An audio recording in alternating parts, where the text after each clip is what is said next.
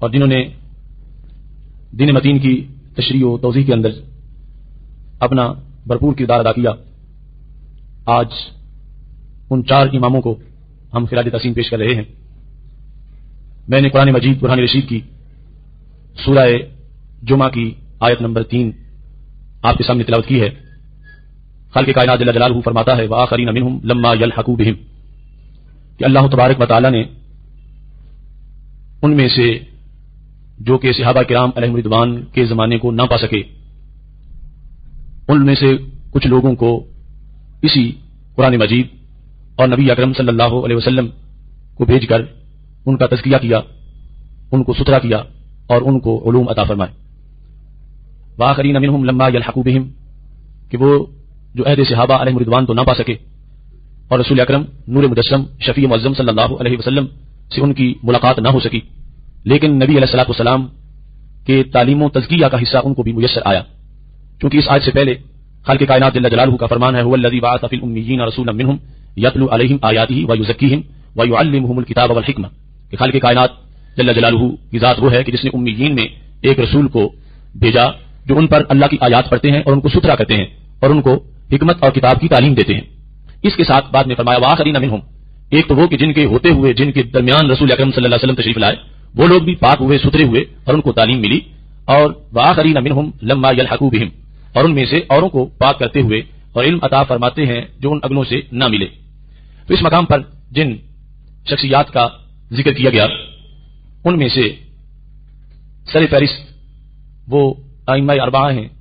کہ جن کو فقہ اسلامی میں بہت بڑا مقام حاصل ہے، اور یہ 4 امام جن کی خدمات کو آج ہم خراج تحسین پیش کریں گے، ان میں اصول میں کسی طرح کا آپس میں کوئی اختلاف نہیں ہے اور تمام کا تعلق ہی مسلک اہل سنت کے ساتھ ہے۔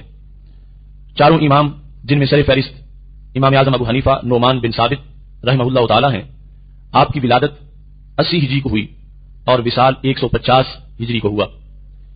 دوسرے نمبر پر امام ابو عبداللہ مالک بن انس ہیں رحمہ اللہ تعالی، جن کی ولادت 95 ہجری میں ہوئی اور وصال 179 ہجری میں ہوا۔ تیسرے نمبر پر امام ابو عبداللہ محمد بن ادریس شافعی رحمہ اللہ تعالی ہیں، آپ کی ولادت 150 ہجری میں ہوئی اور وصال 204 ہجری میں ہوا۔ چوتھے نمبر پر امام ابو عبداللہ احمد بن محمد بن حنبل رحمہ اللہ تعالی ہیں، آپ کی ولادت 164 ہجری میں ہوئی اور آپ کا وصال 241 ہجری میں ہوا۔ یہ جو ان کی تواریخ بیان کی گئی ہیں اس سے بھی آپ کو یقیناً یہ اندازہ ہوا ہوگا کہ حضرت امام اعظم ابو حنیفہ ان تمام ائمہ میں سے صرف اپنے علم، تقوی، ورع، پرہیزگاری اور فقہ اسلامی میں بلند کردار کی وجہ سے ہی مقدم نہیں، بلکہ اللہ نے ویسے بھی ان کو رسول اکرم صلی اللہ علیہ وسلم کے ظاہری حیات کے زمانے کا قرب عطا فرمایا ہے، اور ان کی ولادت 80 ہجری میں ہوئی، جبکہ امام مالک 95 میں اور امام شافعی رحمۃ اللہ علیہ 150 ہجری میں اور امام احمد بن حنبل 164 ہجری میں پیدا ہوئے۔ یہ 4 امام ہی ملت کا سرمایہ ہیں۔ حضرت شیخ عبدالحق محدث دہلوی رحمۃ اللہ علیہ